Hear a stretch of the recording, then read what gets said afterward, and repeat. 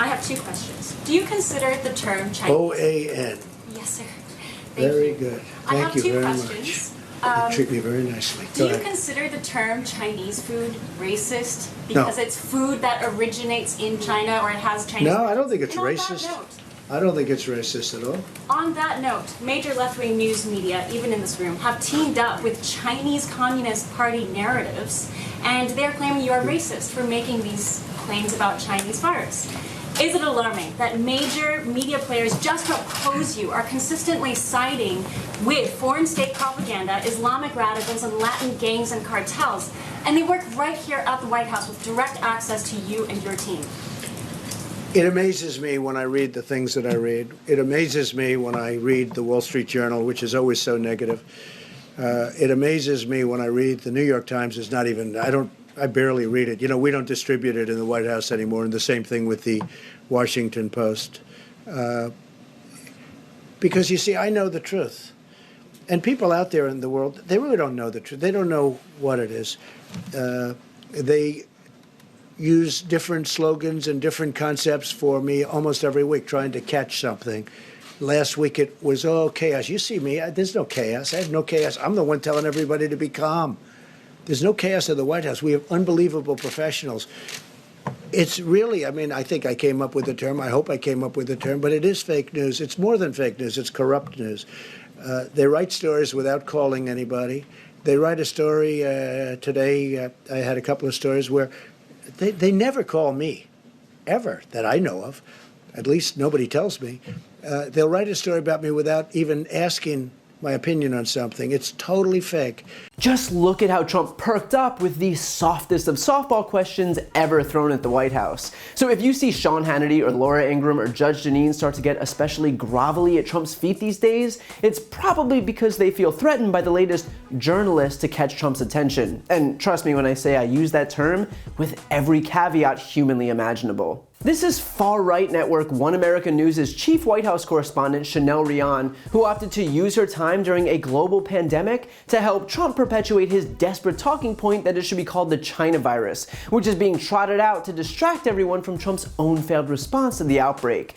Now, I should remind everyone that OAN exists because someone decided that Fox News wasn't right-wing enough in this current media landscape.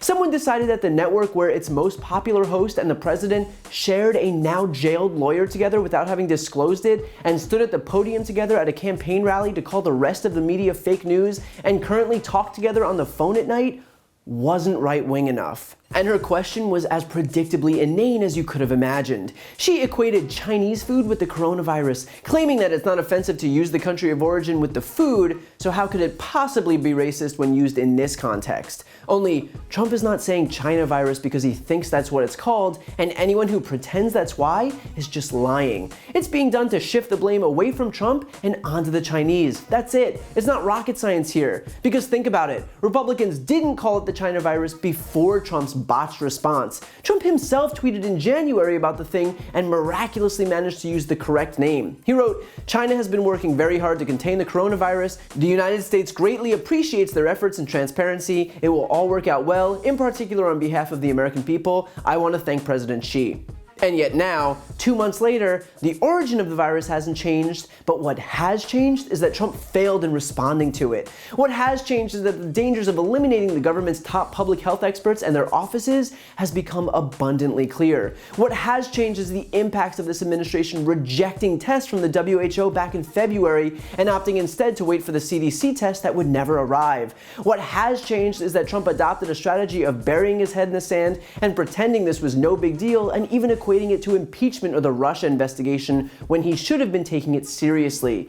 What has changed is that Trump took to national television for a presidential address and spouted off a bunch of grossly inaccurate information and caused the stock market to crash. And so rather than be held accountable for any of this, he opted instead to ramp up the attacks on a foreign country because anything is better than actually admitting he's to blame. And so all this OAN reporter's question does is help Trump push this blatantly obvious scapegoating, wherein he's doing what he's always done by blaming some foreigners for his own shortcomings.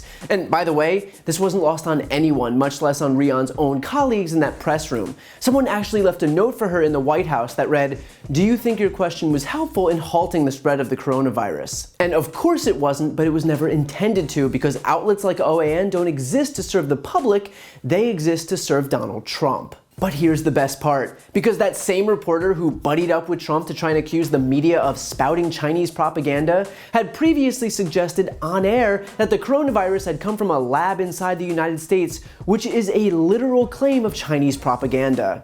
Now we go back to COVID-19.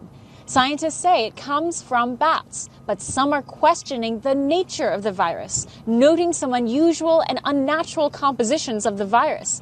Is something amiss? Greg Rubini, a citizen investigator and a monitored source amongst a certain set in the DC intelligence community, raises intriguing connections linking the Wuhan coronavirus to a biosafety level 3 lab in North Carolina. So I get that Trump and his sycophants are well beyond the days of feeling shame, but that doesn't mean the hypocrisy isn't any less apparent. And look, I'm rooting for everyone to win here. I live here too. But come November, when you see Donald Trump's name on the ballot, I just hope you can think back to March, in the middle of a global pandemic, and remember that rather than reassuring the American people, rather than taking responsibility, rather than being a leader, he stood up at the lectern and pointed his finger at someone else.